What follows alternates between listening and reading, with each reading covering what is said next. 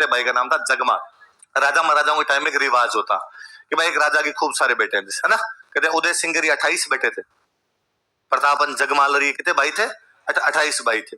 तो जब उदय सिंह जी मरे तो अंतिम संस्कार करने के लिए जाएंगे, तो वह बेटा जो अगला राजा बनेगा वो अंतिम संस्कार में भाग नहीं लेगा।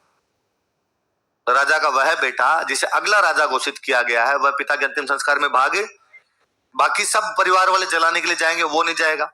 ऐसा माना जाता था कि राजा के किसी भी प्रकार का दुख नहीं होता, तो न तो कोई बाल कटवाता था, ना रोता था, ना पिता के अंतिम संस्कार में भाग लेता, बल्कि उसके लिए कहा जाता कि तू राज तिलक की तैयारियां कर, हम लाश को जला के आ रहे हैं, तब तक तू नहा धो के तैयार रहना, आते तेरे को राजा बनाएंगे, क्योंकि राजा की सीट कभी भी खाली नहीं रहनी चाहिए।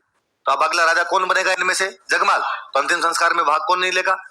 अच्छा, उदय सिंह की मृत्यु कहां पर हुई? गोगुंदा। तो गोगुंदा में अंतिम संस्कार हुआ, वहीं छतरी बनी हुई है। गोगुंदा हम जब जलाने के लिए लेके गए, अब उदय सिंह मेवाड़ के राणा जी मरे, सारे सामंत आएंगे, अंतिम संस्कार जनता ही आसपास की खूब सारी, अब जनता इकट्ठी हो रखी, सामंत इकट्ठे हो रखे, और वहां पर सबने देखा कि वहां पर प्रताप खड़े थे। कौन खड़े थे? लोगों को लगता था उदय सिंह के बड़े बेटे कौन है? प्रताप। तो राजा भी कौन बनेंगे? प्रताप। अब जनता ने जो प्रताप करे तो खुसर पुसर होने शुरू की, प्रताप यहाँ कैसे है, प्रताप यहाँ कैसे है, ये तो रिवाज तोड़ रहे हैं, बड़ा जो बेटा राजा बनता है वो तो अंतिम संस्कार में भाग ही नहीं लेता, ये यहाँ पे क्यों आ गए? तो फिर खुसर पुसर हुई, तो किसी ने पूछा प्रताप से, भाई आप यहाँ कैसे? अपना तो रिवाज है कि जो भी अगला राजा बनेगा वो पिता के अंतिम संस्कार में भागे। प्रताप ने कहा अच्छा अच्छा अच्छा, अरे वो आपको पता नहीं होगा शायद, बाकी पिताजी मुझे राजा नहीं बना के गए, बल्कि राजा किसको बना गए? जगमाल को राजा बना के चले गए। इसलिए जगमाल तो घर पे, देखो जगमाल नहीं आया हुआ यहाँ पे, और मैं जब राजा नहीं बनूंगा तो मैं तो पिता के अंतिम संस्कार में आऊं, बाकी वाले सारे भाई हम आए हुए। वहां मेवाड़ की जनता बगावत कर देती है।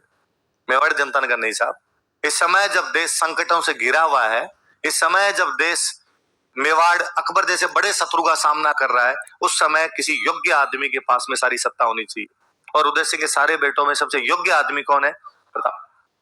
आप योग्य हो, बहादुर हो, योद्धा हो, अच्छे प्रशासक हो, यदि आप मेवाड़ नहीं संभालोगे तो मेवाड़ अपने हाथ में नहीं बचेगा, मेवाड़ अपने हाथ से कभी भी निकल जाएगा। इसलिए हमें जगमाल राजा के रूप में नहीं चाहिए, हमारा राजा कौन होना चाहिए? तो प्रताप ने कहा यार बात तो सही है, पर इसमें मैं क्या कर सकता हूँ, जो पिताजी करके जाएंगे वही होगा। तो वहां खड़े थे सलूम्बर के कृष्णदास चुंडावत। सलूम्बर के कौन खड़े थे? और हमने पढ़ा था कि मेवाड़ के राजा का राज तिलक कौन करेगा? सलूम्बर का सामंत कौन करेगा? कृष्णदास जी आगे आए, कृष्णदास जी ने आगे आगे कहा कि ये तय कौन करेगा कि मेवाड़ में राजा बनेगा कि नहीं बनेगा, इसका फैसला महाराणा के पास नहीं है, इसका फैसला सलूम्बर के सामंतों के पास में है। मेरे पूर्वज चुंडा ने उस दिन राज छोड़ा था, तब कहा था कि मोकल राजा बनेगा और मैं सलूम्बर लूंगा। तो उस दिन कहा गया था कि सलूम्बर का सामंत बताएगा कि मेवाड़ में राजा कौन बनेगा और कौन नहीं बनेगा। इसलिए हमारा राजा जगमाल नहीं है, हमारा राजा कौन है? और नारे लगाए गए कि हमारा राजा कैसा हो? महाराणा प्रताप। तो प्रताप का राज तिलक गोगुंदा में कर लिया था। कहां पर कर लिया था? वही राजा घोषित करके लाए, और प्रताप को कंधों पे बिठा के नारे लगाते हुए आए। जगमाल इधर साफा वाफा बांध एकदम तैयार था। जगमाल लगा आएंगे रातें, मेरे तो बस क्या निकालना है? तिलक ही निकालना है। जगमाल ने छोड़ा क्या नारे चेंज, जब जगमाल उसने अरे अरे पता ही नहीं आपको, नारा चेंज करो, हमारा राजा कैसा हो? महाराणा जगमाल जैसा हो। कृष्णदास जी ने थप्पड़ मारूंगा तो प्रताप को बिठाया, और प्रताप को बिठा के उसका क्या कर दिया?